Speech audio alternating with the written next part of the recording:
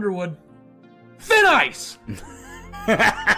So I can't knock down a triple here.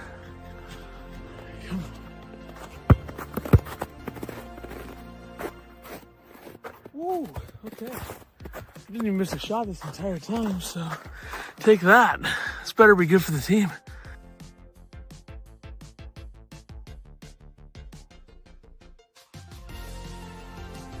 Oh, I thought for sure. there it is. Boom! Yes!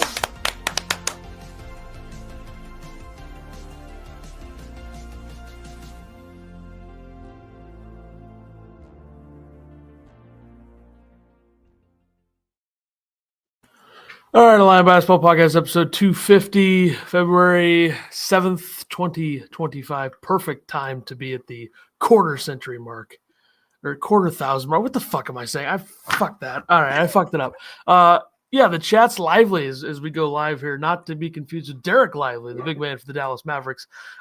Jeffrey mentioning Dane Dange as he typically does, which, I think we all agree that Jeffrey should shut the fuck up about Dane Dange. I think that's fair. And then Hinkle shut up as well. All right, Illinois. Some would say it's free falling, but they won on Sunday, so they're fine. They're about to get hot. That's my take. Although, at the end of this episode, people are going to be like, you don't seem like a guy who thinks that they're going to get hot. But, you never know what could happen. But Illinois losing to Rutgers 82-73 on whatever night that was, Wednesday night. At the Jersey Mike's Arena, which formerly known as the Rutgers Athletic Center, the RAC, where Illinois came out and scored 6 points in the first 10 minutes, and it was something, It was something. It was a new low in a lot of ways. Yeah, I don't know what's up with this team. They can't start games for some reason, and then they have a hell of a time trying to finish them, and it's getting to the point where you start questioning about, what's wrong with this team. I know everybody wants to blame the 3-point shooting. A lot of open looks, a lot of open misses. You just can't have that. They took 1-3, I think, through the first 8 minutes of the second half, got back into the game, and then I don't know. Brad just tries to go to the well too much with Will Riley. I think sometimes. I think Will's turnover travel with 8 minutes left was kind of the 7 minutes left was the turning point. I did go back and watch the last 15 minutes of the game, so you're welcome. I know we did an hour-long spaces or an hour and a half long spaces. That didn't get anybody anything. That was pointless. It was a mess. It was a mess. Yeah. But yeah, you can't start off 0 for 6 from 3 or whatever it was, 0 for 8. I don't even know what it was. Ended up 6 of 28 from 3.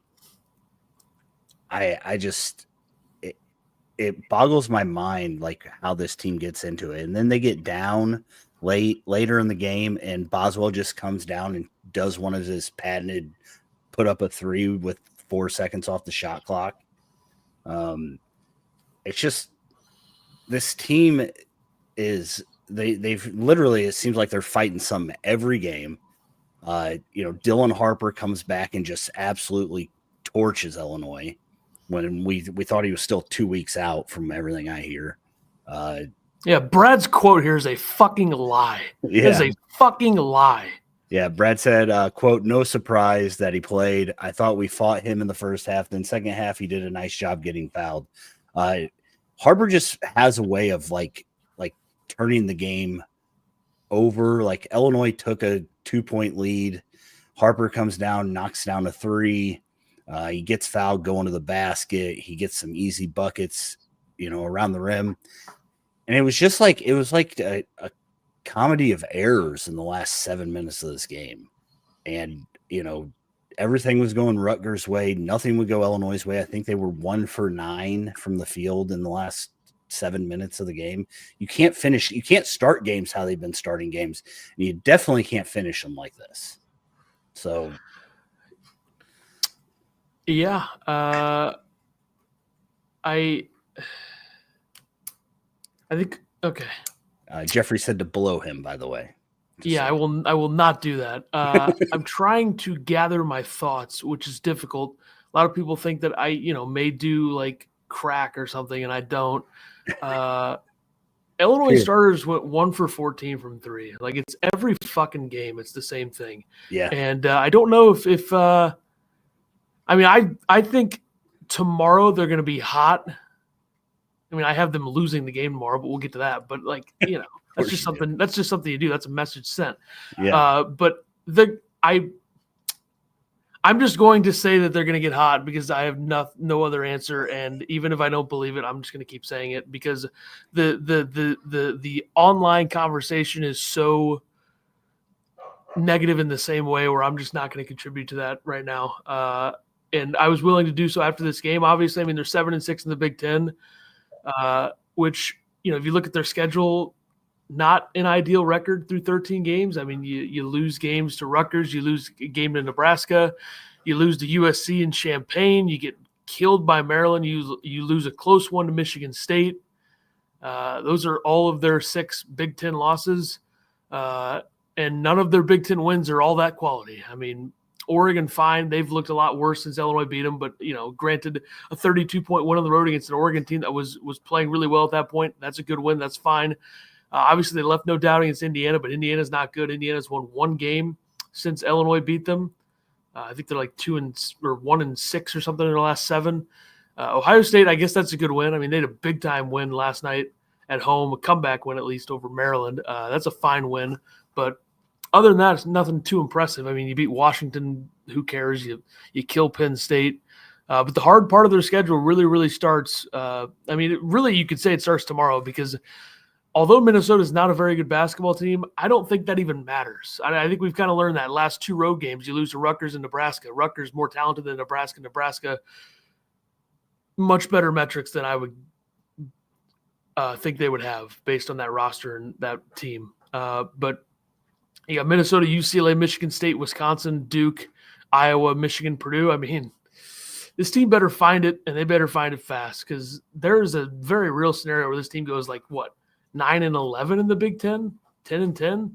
I would sign up for 10-10. I think at this point with where they're at, and it's going to end up giving you a 9 or 10 seed probably in the tournament. But they are fighting it. One of the worst 3-week stretches of the Underwood era post the first 2 years, I would say. They usually figure things out after losses. And they've only lost back-to-back games once this year, and only once in the last 2 seasons. If you look back to last year, but this game was one where it's like the last 3 games have pretty much been the same thing. Illinois playing from behind the entire time. They found a way to win against Ohio State. I think a lot of that was Ohio State, some of the self-inflicted wounds, some of the defensive stuff from them in that game. But Rutgers and Nebraska show that when you go down early and often on the road, it's a lot harder to climb out of that, especially when Rutgers has 2 lottery picks on the other side that were playing really, really well. I don't think Ace Bailey gave them a ton after a really, really, really good start, but it was Dylan Harper after that. I mean, he ends up with 28 points.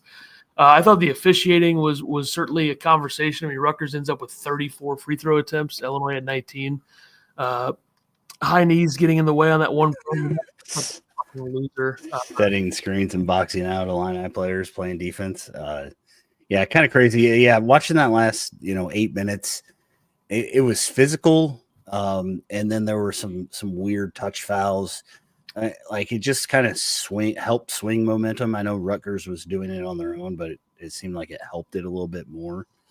Did you talk about KJ and his No. brace and everything? Sorry, this is like a terrible time for me to do this because my wife is taking my other dog to training, and so it's just a mess. Sorry, I apologize. I was away.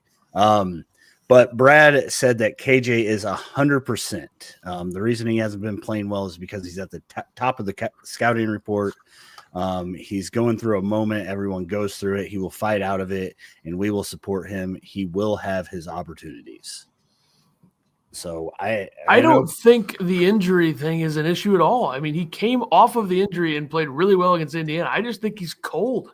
Yeah. He's fighting it. Like there's such thing as slumps. Like not everything, is some sort of theory of, he's injured. That's why he's not playing well. I just think he's in a huge slump. I thought that Davis played really good defense against him. He pressured him. He forced him to do things he wasn't comfortable doing.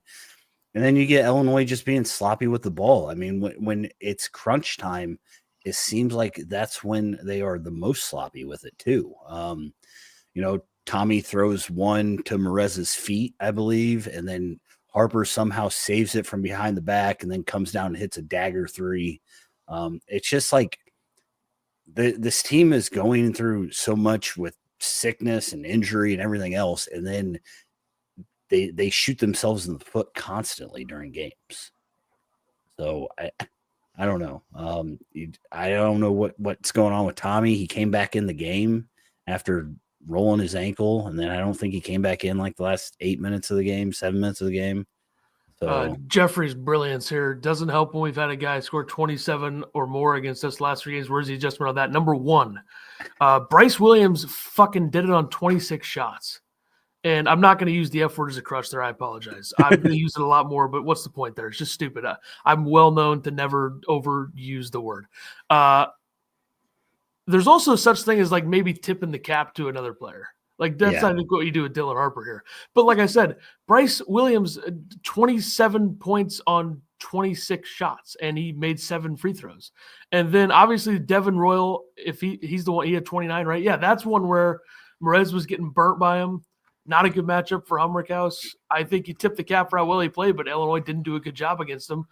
But I don't know why we have to sit here and be like, oh, where's the adjustment on this guy playing really well? Let's give no credit to the player and just blame it on some sort of issue with Illinois, which I think in some cases that is an issue. Like when, what's his face at a layup line, USC in that game. I mean, yeah, that's an Illinois issue, but I don't think Bryce Williams cooked them by any means. Like, and shots. And like towards the end of the game, Brad was trying to bring Merez out on Harper and double him up top, and he finds Somerville, who knocks down an open 15-footer. Which he hadn't been making any of those all game. No, he just made it when it matters. 3 games in a row, not a fluke. Yeah, because it's the same thing every time, right? They all just dominate and they just do it in the exact same way. Yeah, because that's what it is. I mean, open your fucking eyes, you fucking Dane Danger apologist, bum.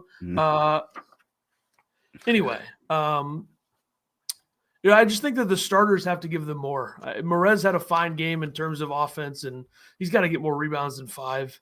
I know they out-rebounded them by 1, but that really wasn't the case. Merez didn't have a rebound in the first half. Yeah, that's probably a problem. And he can't do that. And again, it's one of those things like Somerville's 5th foul. It was a clear hook and hold, and Somerville loses his mind because he was able to do it most of the game. So, again, it's one of those things where teams have found a way to disrupt this Illinois team to where they're out of sorts on their own. But when a team finds a way to disrupt them more, it's tough. They're already disrupting themselves, yes. Yes. Hey, Sean, how many times are you going to mention Somerville? Jesus Christ. Like, we haven't mentioned that he's from Peoria several times when you bring up Rutgers. Give it a fucking rest. Yeah, I mean, the starters, you get Ivisic goes 4 for 9 from the field, 9 points, 7 rebounds, but 1 for 5 from 3. DGL went 0 for 4 from 3. Kaspers went 0 for 2, which I think Kaspers going 0 for 2 that's fine. Don't shoot more than 2. And he wasn't even close on his first one, even though it was a pretty good look. Like, they're getting good looks. That's the problem. Good looks, and they shoot. They got to shoot more than 37 twos at this point. You got to get more up than that. Yeah, and I mean, they were finding with Will. Hummer had a few nice back downs late in the game. He did throw one away later in the game where Merez was cutting and Somerville body checked him, so he couldn't cut. Yeah, it was just I don't know. Like it's amazing because when they played great from 15 minutes to 8 minutes, 7 minutes in the second half, that's the team that we expect, but it's the other 30, 47 minutes where they're just absolute garbage right now. Yeah, I find it interesting that Florida State Illinois guy on Twitter who came after me for going after Trey White against USC. He was like, "Oh, he's been good all year. Why would you attack him and him only over one bad game?" But I don't know. I just found that interesting. He also said that I needed to relax after that tweet, so he can fuck right off. I think everybody told you needed to relax after that tweet. I think that was a fucking great tweet. And I think anybody that disagrees is an idiot. Jeffrey, you are a fucking. Oh, I'm not even going to say what I was going to say. If I said what I was going to say, that would maybe make things weird, and I won't. But just think back to this summer, Jeffrey. Just think back to that. Some of the things you were saying in the chat during the summer, I think that would indicate that maybe you're the one who's on your fucking period, you fucking loser. Anyway, moving forward. All right. What else do we have? Yeah, Trey White didn't play in this game. What was wrong with him? I forgot to read the. I think he is sick. I think the flu must be going around because now DGL has it. Okay, yeah, that's great. That's great. This could have happened in January. And or mono is going around. I'm not really sure. I will say that Jeffrey asked me why DGL was guarding Ace Bailey and not Trey White. So Trey White didn't play, Jeffrey. He didn't play. What do you want him to do? He's sick. I think Kerry Booth should have been guarding Ace Bailey. I don't think Ace Bailey was a problem this game, but I mean he got off to a really good start. Yeah, and he attacked the boards. That's what he had 3 blocks and 5 offensive rebounds. He was a little bit of a problem. Okay, he was a problem. Got over 50% from the field. I apologize. That's my bad. When Zach Martini is bombing threes, you may not be your night. I mean, he had 1 3, so. Yeah, but they were critical. Martini hit a critical one, and then that other white guy that's 2 for 12, the last 12, hit 1. He shot 37% at Princeton last year, so I guess he's capable, but I don't know. He's shooting 34% this year. Better, that'd be Illinois' best, probably. And by the way, like this team, I think it's safe to say that they are not an elite shooting team. I think we can say that safely. But they're definitely not what they've been in the last few weeks. They're not this. They're somewhere in between, which I think is probably what the rational take would be for a lot of people. But obviously the take is now that this team is completely incapable of making threes. And when you're 312th in the country, I think that's probably a fair thing to say. But I think just the biggest problem, not the fact that they're not making the threes, I think it's a combination of they're getting good looks and they're also shooting too many at this point, probably. Yeah, I think that's kind of the biggest thing is just missing the wide open ones. And you watch these guys in warmups and stuff, and they knock them down consistently. So Hinkle said something about people getting too strong. I've been saying it since Kipper Nichols, but apparently that doesn't. Well, matter. Kipper Nichols also wasn't a talented basketball player, so that's true. Another part of this. Warner says Ken Palm says we're 328th in luck. So I don't know how you calculate that. That's important. It is. It's very calculatable. Okay. I number feel one in the like country our is rebounding Montana. Margin as number 1 in the country is misleading. It's literally because we miss so many shots. It's fair. It's fair. I don't think it is fair. I think that's stupid. You're stupid. Their offensive rebounding is top 20, but defensively they're 9th. Like they get a ton of rebounds on the defensive end. Yeah. Double down, Brad won't change. They do miss a lot of shots. I'll grant people that. I would say that. I mean, they were definitely attacking the basket more when they were making their run, and the problem is like you can't start a game on the road. And I think it went like 15-footer missed, which Illinois is told not to take any of those. Turnover, 15-footer missed. Turnover, 15-footer 3-point missed or something. Like you can't start a game like that. And you can't this team has they are told to force teams into tough twos, and they open up the game taking 3 tough twos. Yeah, Hummer's got to be better too. I agree. No, he had a good game. Excuse me. Player of the game, I'm going with Ben Hummerhouse. Y'all can suck it. I don't care. 5 for 11, 3 for 8 from 3, 1 for 2 from the line, 5 rebounds, 1 assist, 14 points, 1 turnover for him. And it was a timely turnover, but I'll let that one slide. I did see Bob Zupicki or whatever that guy's name is complaining about the transfers. He said that Kasparis and Tommy are known members of the team that are supposed to be good, and the transfers just have not been good. And to that, I say Kasparis had 7 points and Tommy had 9 in this game. So, and where there were not games where Trey White had 20 plus. I mean, Kasparis had 5. 5 points? Yeah. ESPN's lying to me then.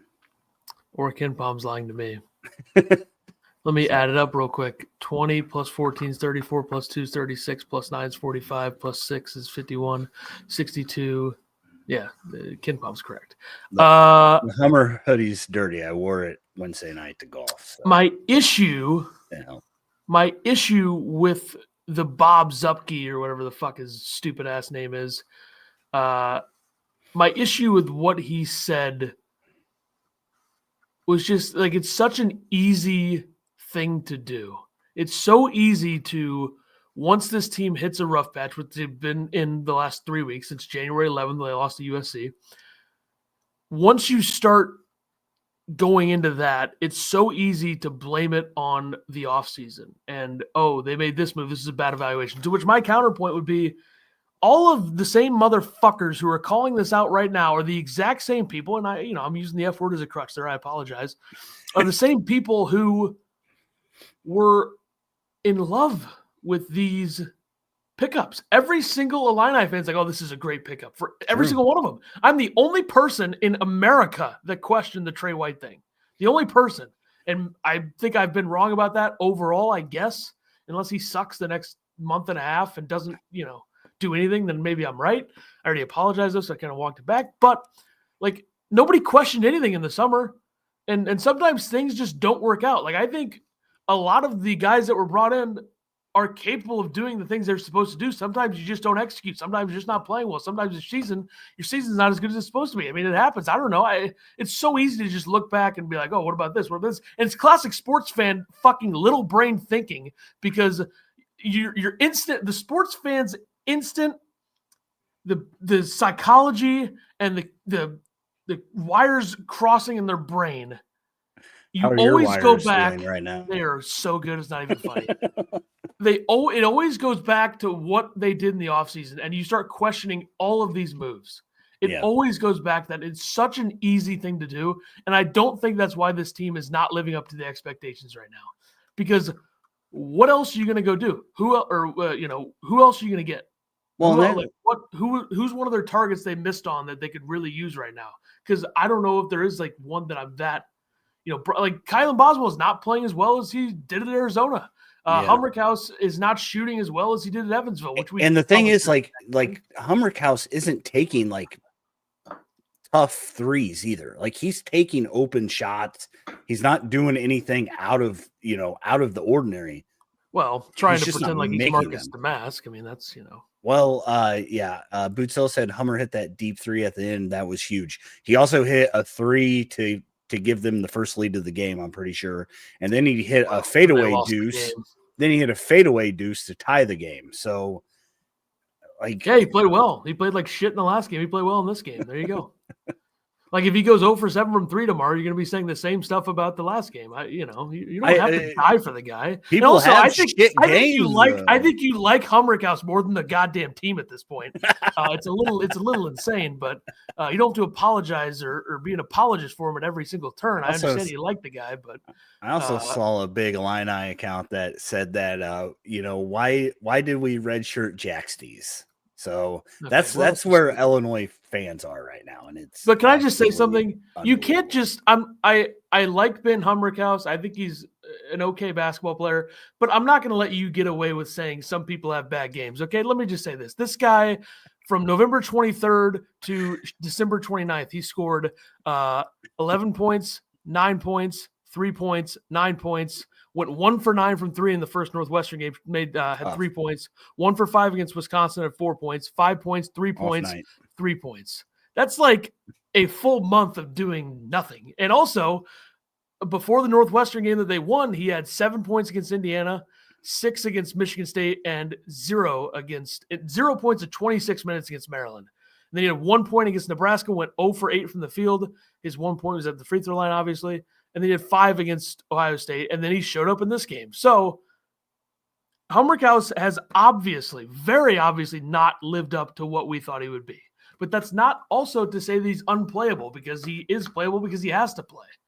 I don't know if he's earned, 35 minutes a night, which he hasn't gotten, except for that Northwestern game where he did shoot them out of the game and go 1 for 9 for 3. But we won't talk about that. And for him to have 2 turnovers in that game, too, that is maybe the worst game that anybody's ever played in the history of basketball. He was so bad in that first Northwestern game. I'm not overstating it at all. But he found his shot against Oregon, had a really good game against Penn State. He played well against USC. It's not his fault they lost the USC game. So you're telling me that you expected Hummerkaus to average? I didn't expect him to score no, I didn't. I was expecting that. I didn't expect him to score 30 total points for an entire month of playing 20 plus minutes a night, which he did. Okay. That's how you kill your numbers too. It's a full month of just nothing. It's tough, especially in your one of your easier stretches. You have Maryland, Eastern Shore, Little Rock, Arkansas is not very good. Northwestern's not very good. Chicago State stinks. Washington's not very good. So I don't know. He'd be a great 6-man if the team was better, no doubt. But the team apparently sucks. Yeah. But Hummerkaus doesn't need the negativity right. directed towards him after this game. I'll say that. But I'm not going to let people get away with saying that stuff. My player of the game was Will Riley. We don't care. Because he scored 20 points.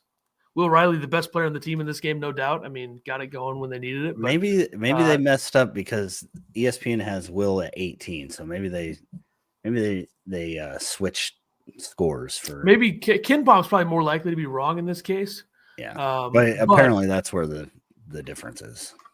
If I look at the actual stats from the scorers table, I could maybe get a better idea. 6-man Rickhouse. Fair enough, guys. All right. Let's see. Yeah, KJ had 7. Okay. So Will Riley at 18. Okay. Good job, Ken Palm. Fucking making me pay money for this shit. Yeah, I mean, Will Riley was fine. 4 turnovers I don't love, but I mean, that's what he is. He's not going to come out there and play this super efficient, 30-point game. He's not going to do that. But it's nice to see him scoring. It's nice he's getting that confidence that he could be an NBA guy next year, which if he gets drafted in the first round, he won't play very much in the NBA next season. I guarantee it. That's not a sales pitch at all, but I mean, he's got, he had 16 points, shot 40% from 3 against Nebraska. He had 24 against Ohio State, 18 in this game. He's bringing it. I mean, he had 5 assists in this game too. Am I remembering wrong? Did you tweet out that Will Riley needs to be on the bench? I said the first tweet, and I'm right about the first tweet. The first tweet said Ace Bailey is 300 times better than Will Riley right now, which I think is true. Okay. And then I said take Will out, and that was because his first shift was brutal. He needs to come in later.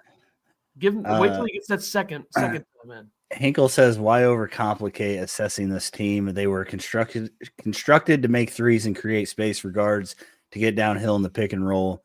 They can't shoot, and now they're limited. Doesn't sound like what you were crying about the other night, Hinkle, huh? You're the one overcomplicating it. You did that shit the whole time. All right. Just know that when this team gets to the Final Four, all you motherfuckers are not allowed to watch. It's not false. Yeah. I'm super confident.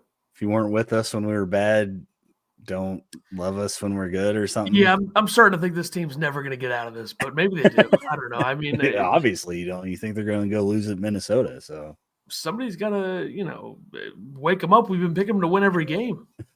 Obviously, if this team had Dane Danger, they'd be 12-1 in the Big Ten right now. Like, there's no denying that. I won't do. Or if Jack Steese wasn't redshirting, so. It is really annoying that Kerry Booth is useless, but I'll tell you right now, Kerry Booth's going to do something tomorrow night. Guarantee lock. They need it. I mean, their rotation in this game was 8 players because Trey White didn't play. Yeah. And now if Ivisic is out again, then you got a problem. Ivisic and DGL might be out. So this is fucking unbelievable. Does Jake Davis start if DGL's out? Oh, I'd love to see that. No shot, right? Why not?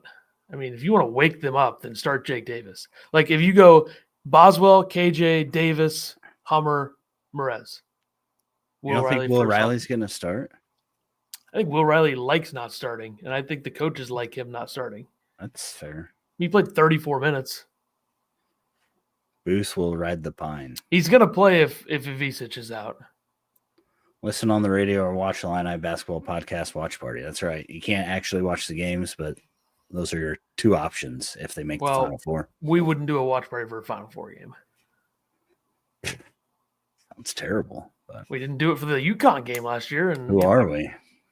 I like how UConn fans are coming after me of all. Like I am one of them in some ways. That's true. You might be the biggest Illini UConn fan ever.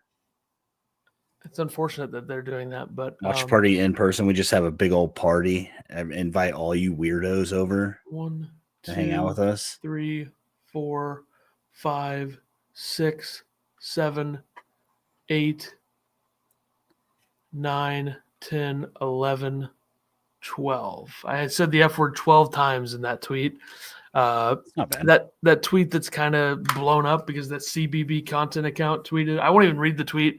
But you know, it's I think it's worth it. It was worth me tweeting that, I think. I'll show it on screen, I guess, if people haven't seen Finkel says you're a liar, and Will Riley's camp literally went on record with his disappointment in not starting. So I don't give a fuck about Will Riley's camp. Say that again, you're banned. Brad said that the crowd at Jersey Mike's Arena was not very good. I mean, he said it was good, but it wasn't as bad as it or as good as it has been. So that did not impact the game somehow. I also want to address there's this guy, I'm sure people in the chat probably know him. He has something to do with Arizona, maybe like an Arizona basketball podcast or something. He had people sending him this tweet whenever the CBB content aggregator bullshit, talentless, stupid Twitter account. I want to know what he said about Boswell. He thinks that I have a fucking clue who he is, which I don't. He has nothing to do with anything that I've ever said because I've never fucking heard of this loser, this talentless fucking loser. And I don't know what people want me to say. Like, people are sending him this tweet like, I think you had something to do with the Illini fans being like this. No, that's not true. And did I bookmark my own tweet there? Yes, I did. Did I respond to my own tweet calling myself unhinged? Yes, I did. But this guy, let me find his name. He's got a decent following. Good for him. But, I mean, just never heard of this guy in my life. So for him to pretend that he's got anything to do with anything in this case is something. Let me see here. Michael Luke, Arizona Wildcats host for Arizona AZ12 podcast. Wow, that's impressive. I'm sure that's really good. He quote tweeted the post here with a heart, which, you know, lame. Somebody said, Mike, I believe you had a positive influence on this. Number one, what does that mean? Number two, who is this guy? Who are you talking to? You act like that guy's going to watch our podcast and give a shit. I don't care. I want people to know this guy's a fucking loser, and I've never heard of him in my life. So he had nothing to do with any of this. You don't even know if he like had the same meltdown as you or what. Like, that's the thing. Like, I don't think you're reading too much into this. Well, he's a piece of shit. That's my fucking take. Okay. Somebody said the crying Illini, and then he said, dude, I love that. Yeah, that's so fucking unique. Holy shit. You rhyme the word flying with oh my God, that's unbelievable. Never heard How did that you come before. Up with that? Fucking idiot. Also, Arizona sucks too. Fuck you guys. You guys are in the fucking Big 12. You guys fucking suck. Your coach is a fucking overrated bitch, and your team's full of a bunch of fucking bitches. How much are you going to like Caleb Love when you fucking lose in the first round of the tournament? Fucking losers. And why are they taking shots? Why are they taking shots? Also, you used to be an Arizona fan because of their coach, and now this is like, what is going on here? Sean are you Miller's okay? Gone. Sean Miller's gone. Oh, Sean Miller's gone. Sorry, my bad. Why are they taking shots at Kylan Boswell? I don't get it. He was good to them. 2 years, he was fine. Apparently, he didn't play at the end of the season last year. Whatever. I don't know. I assume they wanted him out, and so I think that I think the fans wanted Boswell out. Boswell comes here, and then you have a complete meltdown. I think that's kind of what they're going for there. and now you're having another complete meltdown. Okay, so Arizona was 4-5. They lost in their home state to UCLA. They scored 54 points, and then they beat Samford, Central Michigan, TCU, Cincinnati, West Virginia, UCF. Boy, what a fucking gauntlet that is. And they beat Baylor. Wow, you beat Baylor at home? Jeez, Baylor's a team led by a freshman losing on the road. I'm stunned. They got the fucking doors blown off them by Texas Tech. And they beat Oklahoma State and Colorado. Jesus. And then they beat a reeling Iowa State team at home where they had to have Caleb Love get lucky as hell after going 0 for 300 in this game to make a half-court shot and then beat them in overtime. And then they cheated to beat Arizona State on the road. Everybody knows that. And then they cheated to beat BYU on the road. It was all cheating. Okay? That's the take. Arizona is a cheating program. I would investigate them. They've already been investigated before. We all know they cheated with DeAndre Ayton. There was a whole thing there. They're a bunch of cheaters. They should probably get a 6 or 7 year tournament ban and then rewatch the film of 2005 and cry about why there's so many fucking fouls. All right. We can stop talking about Arizona. Holy cow. You got I thought it was funny that somebody thought that we were like professionals or something. I don't know if people think we're associated with Illinois basketball somehow. It says in the bio that we're not, so they can't say that. If they do, I'll sue them. Yeah. We're just a crazy person and a sane person. I feel like I sounded less crazy on Spaces. I think you were, Well, I was drunk. Well, you shouldn't go on Spaces then. You were going after that one guy, and that guy's an asshole. I think I refollowed him, but what a douchebag. Hey, bud, I actually know something. I fuck off, you fucking piece of shit. When you instantly go to that fucking crutch, that, hey, bud, I actually know something, you're a fucking zero. Steak sponsorship gives you guys more legitimacy. Not anymore. We don't have them. So we're never going to have advertisers if this is the way I'm going to be. Yeah, I think advertising's out the door. So buy our merch. Merch. Fuck advertisers and fuck salespeople. How about that? In the advertising game, fuck them both. All right. Can we put this behind us and just talk about the Minnesota game now? No. I got another thing here. Hey, bud, responses are something else in 2025. We also had a guy say that if this was our podcast, your meltdown, then he doesn't want to listen to it because he wants to hear about X's and O's. And if you want to hear about X's and O's, there's a guy on Illini Inquirer. What's his face that we never got on here? LaTulip. You can go listen to him about X's and O's. If you want to hear meltdowns, because apparently that's what we are now. We're a meltdown podcast. You come on over here. We're not usually a meltdown podcast, though. This is a special circumstance. Okay. I unfollowed that guy on Twitter, the guy that said, hey, bud. Who said no hey, room bud? for that. The one that you went after and said, who is this guy? And then he said, hey, bud, I actually know. Fuck off. The second you say that, fuck off. That Addison guy seemed to know his stuff. Seemed a bit of a talker. How come all Illini fans sound the same, though? We're all stupid. I don't know. They all have the same. Who is Ked? I'm not familiar with this person. Who's that? Ked Price, whatever. Field of 68. I don't think anybody's going to come on the show after some of this stuff, but we don't want them anyway. We've had like 4 guests in the history. One's a fucking loser. Obviously. I mean, we got our 12 loyalists that listen to us. That's all we need. I'm not concerned about it. I'm just saying I hope Deion Thomas doesn't remember coming on. I hope he doesn't tell anybody that he came on because I don't want to, I don't want to go after him. It's embarrassing. I don't want to think that like he can't associate himself with us. Obviously, I don't think anybody can. Not at this point, but I mean, this is what it is. Like if people want to hear these buttoned up fucking prickly assholes who try to be all professional and shit, that's not what I'm going to do. I have zero interest in participating in that bullshit. That's how you become an absolute bore on air, which 90% of those people are. How many people do you think you've driven off with as much as you dropped the F-bomb? No. If people aren't listening because I say the word fuck, that's their fault, not mine. That's my take. Like, it's a word. It's not that crazy. All right. I'm just asking a question. Anyways, Illinois I'm giving you a fucking answer. Okay. Jeez. I'm on drugs. I'm not. That's what people think, but I'm not. I can prove it. This is the guy that goes after 19-year-old football players right here, folks. That's another thing. Like, Nebraska is where I started to lose it a little bit because they're such fucking it's so weak by them. God, to get mad about that. I look nothing like that Arizona guy. Hinkle, you say that again, I'll fucking block your phone number. I will kick you out of the chat, and I will block you on every single platform if you say that again, because that guy has some deeper issues than I do. Trust me.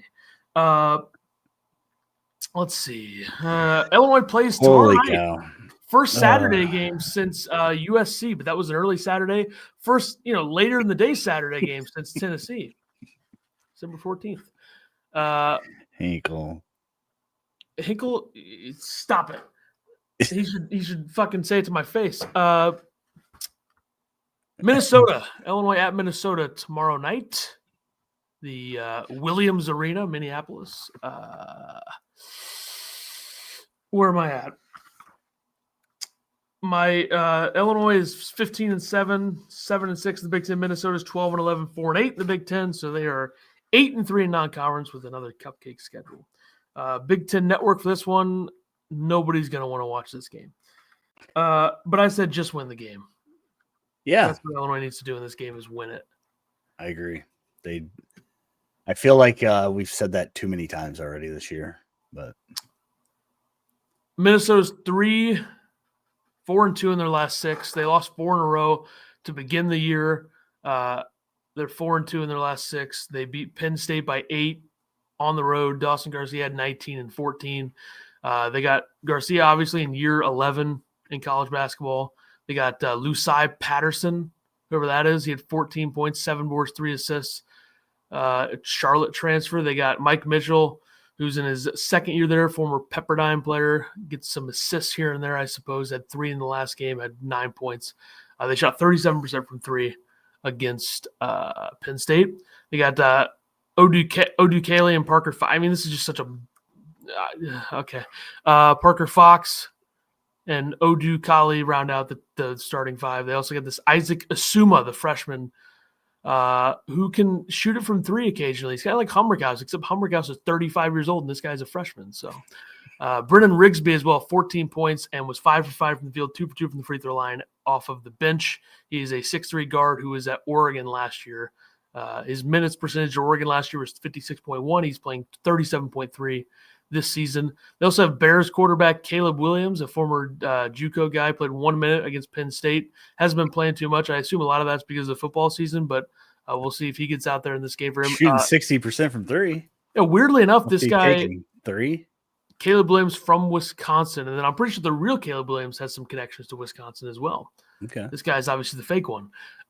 Frank Mitchell played 5 minutes in their last game as well. He's a junior transfer from Canisius. He's also white, so. The Caleb Williams? Yeah, 6'2", senior from Wisconsin, Wild Rose, Wisconsin. Keep in mind that Social Security number. Yeah, go ahead. I don't know. Okay. This guy, Frank Mitchell, is Canadian, so fellow countryman to Will Riley. He had 5 minutes played, 0 points. In the last game, had a turnover, 2 fouls. But in the game before against Washington, he had 6 points and 7 rebounds. They'll maybe need some offensive rebounding help. Let's see. Stats I wrote down. Very important. Jordan says, I know Brad hates it, but I would like to see him throw out his zone defense a little more. I think you have a better chance of hell freezing over than Brad running his zone again this year. Because Illinois will run a zone and then a team will make 15 threes, and we're just like, okay, what the fuck? That's or they'll get 2 stops and they'll hit 1 3 and Brad will get out of it. So I think what I said is more likely. Minnesota shooting 34.7% from 3 in conference play. Illinois 27.6, tremendous. Minnesota's 7th in D1 experience. That's another part of this. I'll get into this a little bit. The whole experience thing, like the way that Brad likes to set up the teams, the most successful teams that Brad has had at Illinois are much older than this team. I think that's a big part of this that nobody's talking about. His youngest teams have always been his worst teams unless you have 2 legitimate stars, which is what Io and Kofi were almost right away. At least for Kofi, he was great right away. Io year 2 really took off. He had a lot of flashes in year 1, but last year's team was really old. the year before when the infamous, it's called the Matthew Meyer team, I guess is what people call it these days. Infamous was the right word before that, too. Good job. That team lost in the first round of the tournament. So the older, the better for Brad. I think it's just easier for him because I don't think he's interested in coaching. That's maybe too far, but it's just something you say. 16th in the Big Ten at allowing offensive rebounds, Minnesota. So maybe Illinois can take advantage of all those bricks that they throw up from three. They can get some more rebounds. Big Perez game. Does Perez have 30 boards in this game? I think it's a legitimate possibility. And Illinois goes what? I think Illinois goes 5 for 56 from three in this game, if I had to guess. And I think they're capable of doing that. Like I think if they took 56 threes, I think there's a very good chance they make I think 5. they're going to go 12 for 38. If they take 38 threes and let's say they start like 6 for 28, people are going to flip out. But then in that scenario, they go 6 for 10 to finish. So who knows? Illinois is number 1 in the country in offensive rebound percentage. That's not true. They're number 1 in the Big Ten. And they're number 2 on the defensive end in preventing offensive rebounds. So I think the rebounding numbers are mostly legit. It's a pretty good rebounding team. The guards are there to get boards a lot. Like Boswell gets a ton of rebounds. Minnesota's 352nd in free throw percentage. I feel like that's always the case with them. They're always really bad from the free throw line, but they'll go 9 for 10 in this game. They're 4-6 in the new year. Illinois still 6-5 in the new year, still hanging on to a record over 500 in the new year, so that's good. And then will this game be dictated by pace? Because Illinois is number 11 in the country in adjusted tempo. Memphis, whoa. They playing Dane Danger in this game? Shit, we got to prepare for him. 359th in the country in tempo are the Golden Gophers. Yeah, you got to win this game. Players to watch. Let's. Mine's a good one. I'm gonna go with Will Riley. He's been pretty amazing over the last 3 games, averaging 19.3 points per game, playing over 30 minutes per game. And he's shooting 50% from 2 and 60% from 3 in those games. He did have 6 assists against Rutgers, but he had 4 turnovers. So see if Will keeps getting it going. Good chance that he might start this game, in my opinion. I know you don't think that, but and then I'm going with Dawson Garcia. He's their leading scorer. He's their best player. He's a 4 that likes to kill Illinois teams. What did he have last year against Illinois? 91 points. 91 points last year. So he's averaging, or he's shooting 37.5% from 3, averaging 20 points per game and 7.5 rebounds. So he had 2 rebounds against Illinois last year, but he had 29 points. And Minnesota, if you remember, Minnesota is a 105-97 game.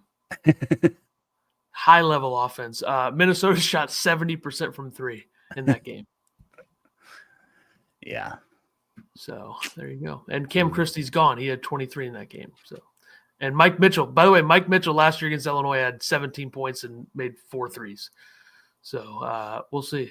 I don't think this Minnesota team is capable of scoring 97, but maybe they are. I mean, their offense this year is Yeah, Dane's at Memphis. No, he's at Minnesota. No, we're still talking about Dane. Dane from the free throw line is 94%. Pretty good. See him. Where's he at? 65.5%. What did he shoot last year? Give me a second. Last year he shot 47.7%. That's great. I'm going Kerry Booth on the Illini side. Big spot for Booth. I think he's going to be great. 20 minutes, 15 points, 11 rebounds, 10 assists, triple-double. Kerry Booth. I think he's going to make a 3 in this game, though, in all honesty. I think that's one thing he'll do is make a 3. Yeah, Dane Danger is from Minnesota, yes. Isaac Asuma is who I'm going with for Minnesota. Shoots 37% from 3, 5 points in 35 minutes against Penn State. So coming off a game where he wasn't great, he'll probably do what Devo Davis did against Illinois with Washington at 55 points. Is that his name, Devo? No, that's the guy from Arkansas. DJ something. I don't know. Whatever. Predictions. I'm for the 19th game in a row. I'm picking Illinois to win. 81-75. I think it's going to be close. Hopefully, Illinois doesn't come out looking like they just got done doing I don't know what. Anyways, good talk. Please win this game, Illinois, because I'm miserable. I got Minnesota taking it home, 80-77, a big win for the Golden Gophers. The first Ben Johnson win against Illinois, I believe. I remember a time they lost to Minnesota when Ben Johnson was there. If Illinois loses this game, where do we go from here?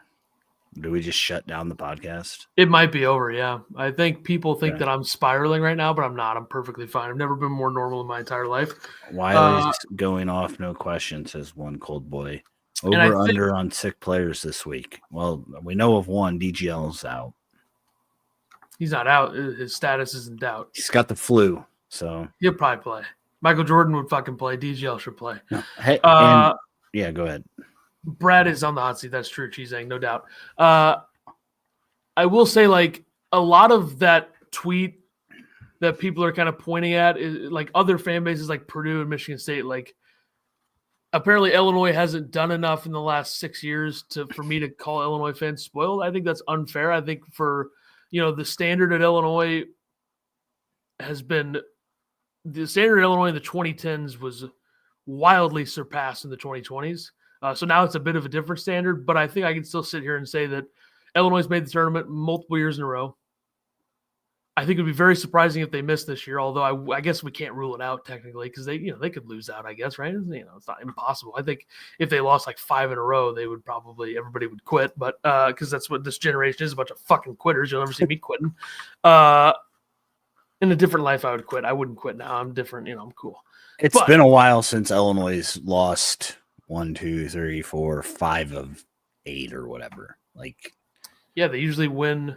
They usually don't lose back-to-back games. They've lost back-to-back games. Like Illinois went 13-7 in the Big Ten in 2020. They went 16-4 in 2020. And by the way, had the fucking Big Ten title stolen based on a garbage rule. So that would be 2 titles right there. You fucking Michigan State fan losers. You spoiled pieces of absolute shit. I hope Izzo retires soon and you get some bum to coach you.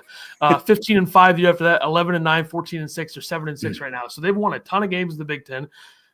Illinois and Purdue are the 2 best programs in the Big Ten in terms of conference play in the last 5 years, probably. I don't think there's any doubting that.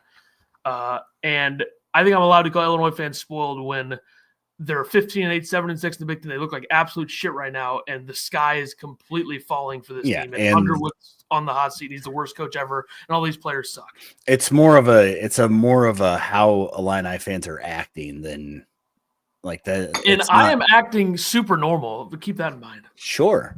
And also shout out to John Gross and Tyler Griffey 12 years ago today. The upset over Indiana. I was in the States. Yeah, that's good. On my feed. Hinkle, are you really going to rule that out? You don't think Minnesota could score 80 points? I think anybody could score 80 points on this team right now. Minnesota, their starting lineup last year had Garcia, who had 29 against Illinois. And like I said, Mitchell had 17. I know they don't have Cam Christie. I know they haven't been very good this year. They're usually not very good. But I think anybody could score that on this team. Maybe not like the really bad teams, but you know what I mean. In the Big Ten. I think he was saying Michigan State fans were going after him about being spoiled. Not that we lost the Big Ten to Michigan. I have way more respect for Michigan fans right now than Michigan State fans. Fuck Michigan State. I hate Michigan State so much more than I've ever hated anything in my entire life. And Purdue is a very good basketball team this year. They are very well coached. They're a very respectable program, but their fans are a bunch of fucking zeros too. Michigan fans have done a good job this year. I haven't noticed anything, probably because they haven't played yet. But we're not doing a watch party for this, right? I got to work. Plus, I might do something that gets us banned from the internet. So okay, Tuesday, UCLA Peacock. I think. Yeah, we'll do that. Will be the next watch party. That watch party, if you come in and you hang out with us, we'll do a shirt giveaway from our merch. Ethan added a few more items if you guys want to go check that out I don't know what the thing is, but you guys can figure it out. Thanks. I mean, this podcast has 3 weeks left and it's over. So yeah. Illini basketball podcast -shop.fourthwall.com. And I will buy somebody a shirt on Tuesday. Yeah, Henkel wanted me to add some hoodie with the logo or something, I think. I don't know. I The did. hoodies are really nice. Like that Hummer hoodie. Like I know that They're people both hate it. Adidas, and I made this one cheaper than the Hummer one because nobody's gonna buy the Hummer one anyway. So They're really nice hoodies. So. next time when you buy something, we'll order it as a sample. You'll get it cheaper. So No, if you're buying it for you, at least I'm saying. well, I want to order it all then. We'll get it that much cheaper. I'm just joking. You I've still looked owe at me. You still owe me our profits from the order I already made. I got to figure out how to do that. Let's see. Around college basketball. Go ahead. Shouldn't- Sorry, shouldn't- we're not done shouldn't, yet, guys. Ethan's shouldn't- got to talk about college basketball for 20 minutes. Shouldn't trust me with money at this point. I'm deranged. I'm going to take off my Illini hoodie for this because, we don't need to see this fucking Illini bullshit. Okay. My pick of the weekend, by the way.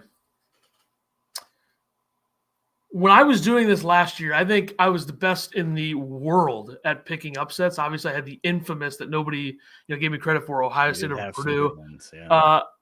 The Florida Gators are going to cover whatever the points are against Auburn this week at Auburn.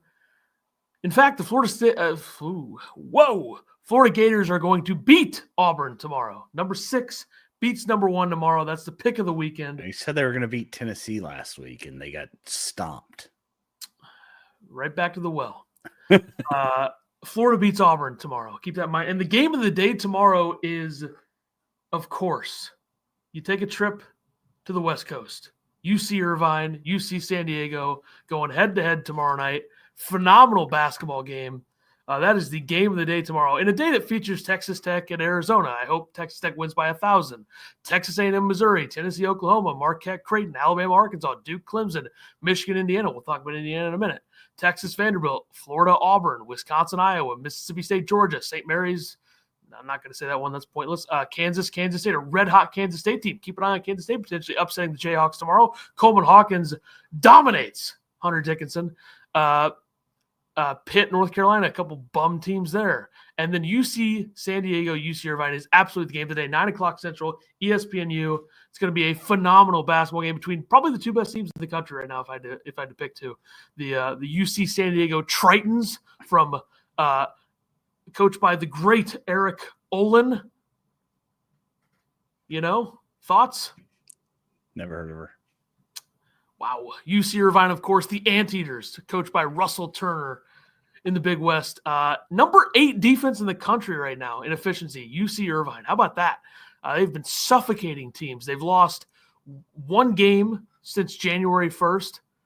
And UC San Diego, they got the best player in the country, Anawania Tate Jones. I mean, the guy's an absolute stud, best player in the country by a mile. Nobody's even close.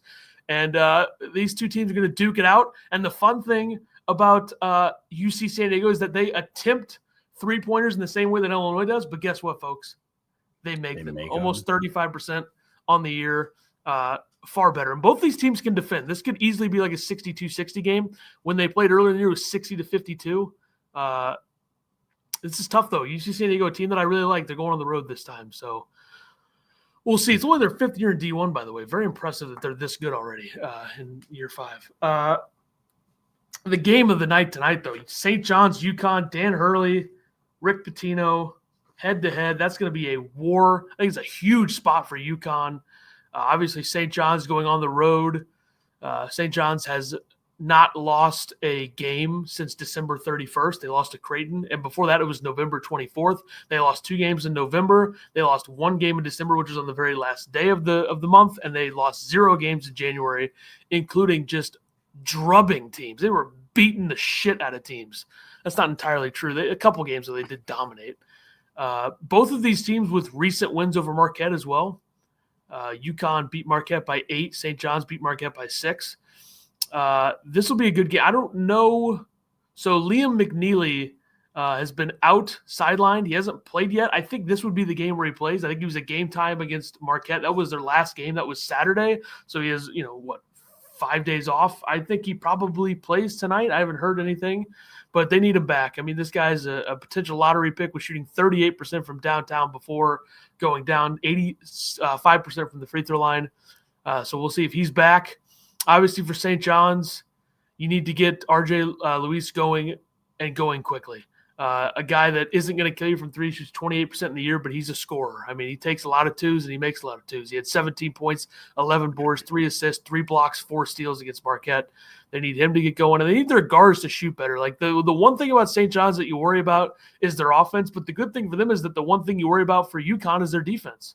So right now, if you look at efficiency, St. John's offense, this is the most normal I'll sound, by the way, ever.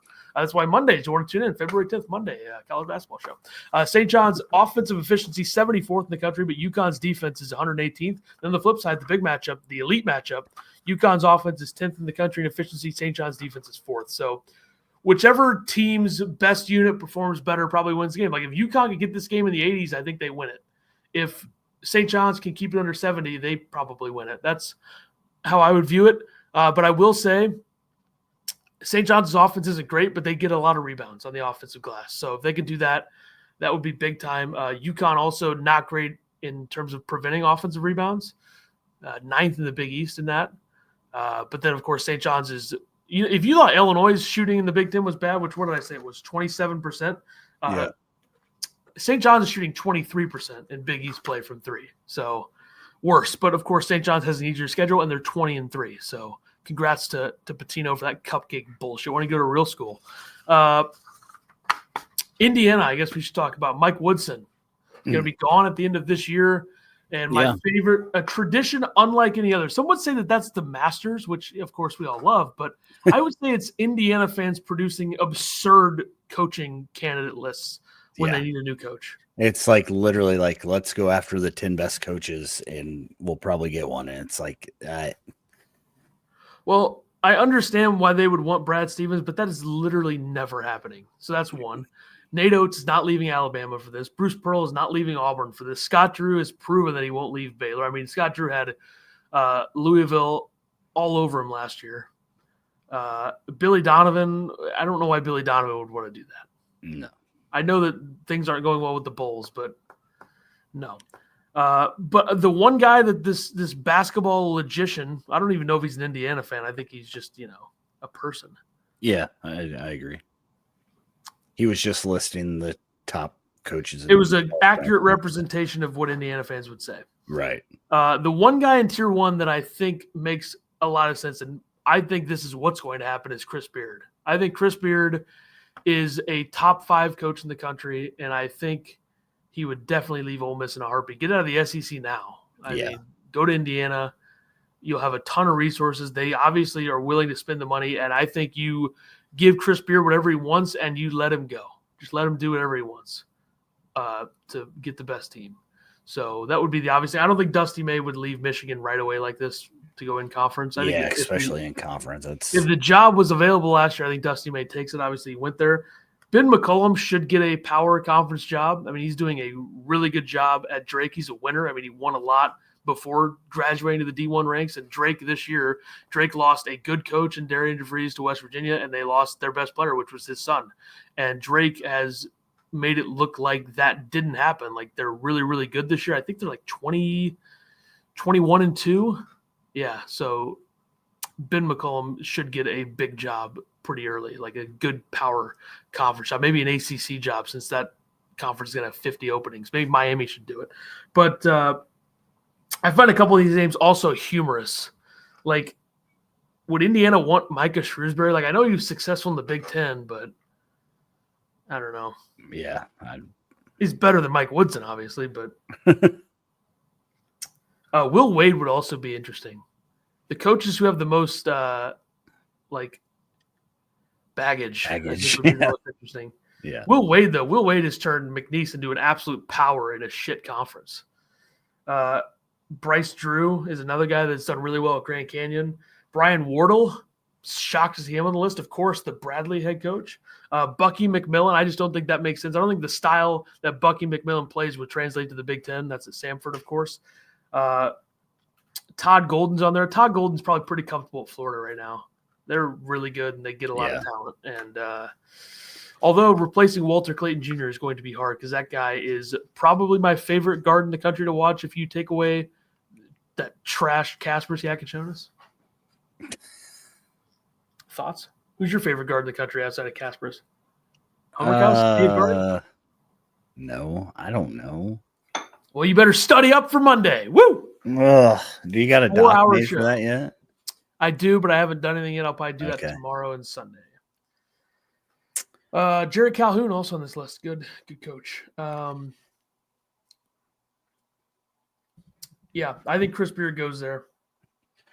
Although Yeah, I will like say Chris the Beard. hires that have worked out the best in recent years have been the guys who don't have a ton of tournament success and they go in and turn things around somewhere. Like TJ Otzelberger at Iowa State. That was a guy who didn't make the tournament in 2 years at UNLV and won 29 games in 2 years. And he didn't win any tournament games at South Dakota State, but went there twice. So that's a guy that hadn't won a tournament game. It worked out. Texas Tech, Grant McCaslin. I think they did win a tournament game. They got to round 2. They beat Purdue in 2021, but that guy's done a hell of a job at Texas Tech this year. So that's something to think about with this, I guess. Do you want to really know who my favorite guard is? Because I said it on the Spaces. Braden Smith, yeah, he's the greatest point guard in the history of basketball. He's better than Magic Johnson. He's better than Pete Maravich. He's better than Jason Kidd. Now, I didn't say all that. Calm down. Jeez. You basically said he's the best college point guard ever or something. It's so ridiculous. Maybe I did. No, actually, you know what you said? You said he's the best point guard you've ever seen.